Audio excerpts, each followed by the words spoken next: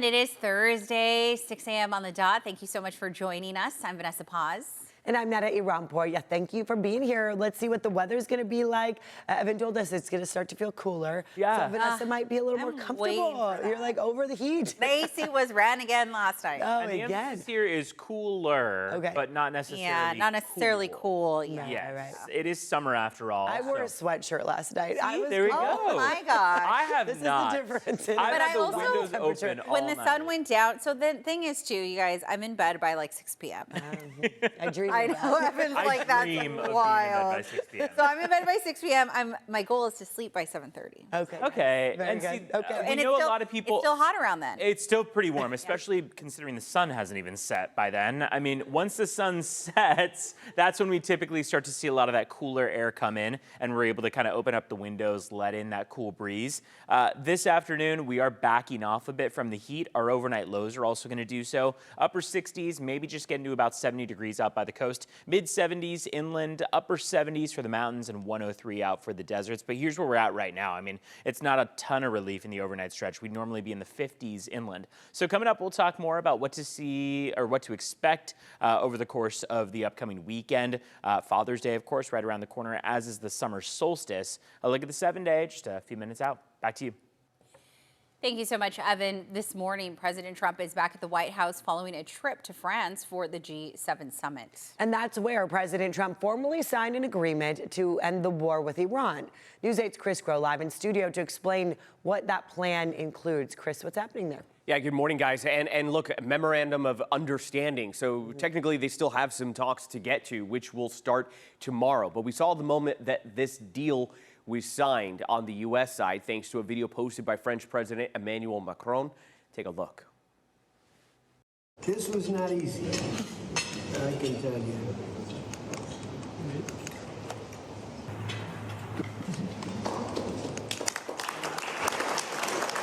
If they don't honor that, we'll probably go back to bombing them until they honor it, you know? It's amazing what bombs can do. All right, so there's President Trump speaking at the G7 summit, but prior to that, signing that agreement at the Palace of Versailles.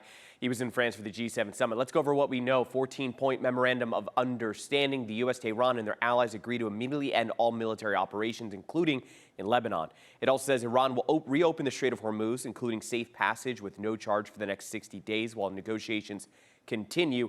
And finally, it asserts the regime shall not procure or develop nuclear weapons. The MOU says the country's nuclear program will be discussed in the next 60 days. It also waives sanctions on oil exports and gives Iran $300 billion in reconstruction funds. Lawmakers on both sides of the aisle in the U.S. have called the deal into question. Louisiana Republican Senator Bill Cassidy called it, quote, the worst foreign policy blunder in decades. Here's what Democratic leaders said. When you look at the 14 points that the administration has agreed to, it looks like Iran has won on just about every one of them. The Iranians will have more access to cash stored all around the world. In Iran, the country's president signed the agreement as well. Both sides will meet in Switzerland tomorrow to begin extended talks. Vice President J.D. Vance will lead the discussions on the U.S. side. And again, we will continue to hear a reaction from this from lawmakers, and we will bring that to you here as we continue to cover this, the news surrounding this agreement. Back to you guys. Thank you, Chris. A public memorial service will be held in Marietta today for a nurse killed while helping a crash victim here in San Diego. Netta Benitez lived in Temecula but worked at Sharp Memorial Hospital. She was one of the two people who stopped to help someone involved in a crash on the 15 in Fallbrook last week, only to be hit and killed by another car. The other Good Samaritan killed was former Marine Gary Chad Tillman. The 21-year-old driver who they had stopped to help was arrested on suspicion of DUI. He's due in court today to face charges involving felony DUI and gross vehicular manslaughter. A University of San Diego student has died after being struck by a San Diego police vehicle. We brought this to you yesterday morning. Police say it happened around 1:30 a.m. on Linda Vista Road near Goshen Street near campus. Investigators say the officer felt an impact on his vehicle, stopped, then found the victim in the road. That victim is described as a man in his 20s. and he reportedly died later at the hospital. His name has not yet been released. The officer involved was not hurt. A student tells us he and his roommates cross Linda Vista Road daily to get to campus and often feel unsafe on the dark, high-traffic road. We have 6 people who live here. Like, all 6 of us cross to school every day. Some of us like study at night and like cross during like the dark, so we see like cars coming like 60 miles per hour. That student says he would like to see more street lights, a lower speed limit, and a way to safely cross the streets. Larry Millete's trial continues today. He's accused of murdering his wife, Maya. Yesterday, jurors heard testimony about codeine. That's a highly toxic compound linked to poison hemlock that was found in a vial recovered from the Millete home. A poison control expert testified that even a small amount can be deadly, causing convulsions, muscle tightening, respiratory failure, and death within hours. He also told jurors the compound cannot be legally purchased in the U.S. and must be extracted from poison hemlock plants. In a tense moment, prosecutors asked whether dying from codeine is painful. The expert testified that the symptoms are severe and that it would be an extremely painful death. However, defense attorneys emphasized to the jury that poison hemlock itself was not found in the vial. The Transportation Security Administration expects airports to be busy today and Sunday due to the Juneteenth holiday. The TSA says they expect to screen over 3 million travelers on both days. They're reminding you, arrive early for those flights.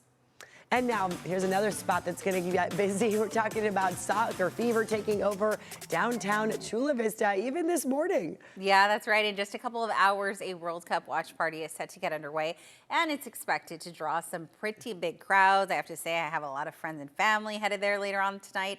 News 8's Tori Apodaca is live along 3rd Avenue with what we can expect. Hey, Tori. Hi, good morning. Memorial Park here on 3rd Avenue is going to be transformed into a soccer festival that starts at 11:30 this morning, but I can tell you that the festivities are already getting set up out here. Some of the vendors have now shown up. You can see the tents just behind us, umbrellas, as they are expecting very large crowds, maybe some 25,000 soccer fans coming right here to Chula Vista. Here's a look, though, at what the preparation looked like yesterday. Giant screens, food vendors, family activities, and a beer garden, all at this free event to watch the Mexico versus Korea Republic match. With the city anticipating to attract soccer fans from all over, police officers will be on hand to help manage traffic and crowds. Chula Vista's mayor recommends arriving early, expecting the 3rd Avenue parking structure to fill up quickly. So be prepared to walk a few blocks if necessary to get to all of the festivities. And the fun is expected to continue even after the game ends, with the band Banda El Recodo set to perform. People say this is more than just soccer, it's uniting communities. Like culture, like coming together, man. So like even if you're watching like one specific team, it's a bunch of people coming over, like celebrating together. I'm more of a basketball guy, but like it's World Cup, you gotta like support your country and all that. And keep in mind, as you're heading down here, 3rd Avenue between G and E is blocked off to traffic, so you might need to reroute just a bit in order to get here. Again, all the fun starting at 11:30 this morning, and then the actual match at 6, so plenty of time to come out and enjoy. Reporting live in Chula Vista, Tori Apodaca, News 8.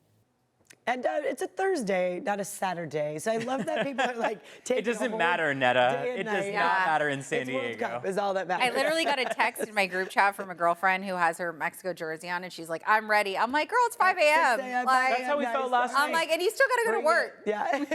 It's a push-pull, a love-hate that I feel with San Diego when everyone can be out celebrating in the afternoon on a Thursday. Yeah. Yeah. But, and then I we get mean- to cover it. Right, exactly. Exactly. We get to have FOMO from Yes. inside. We're in a room with no windows, and we get to talk about what's going on outside of these walls.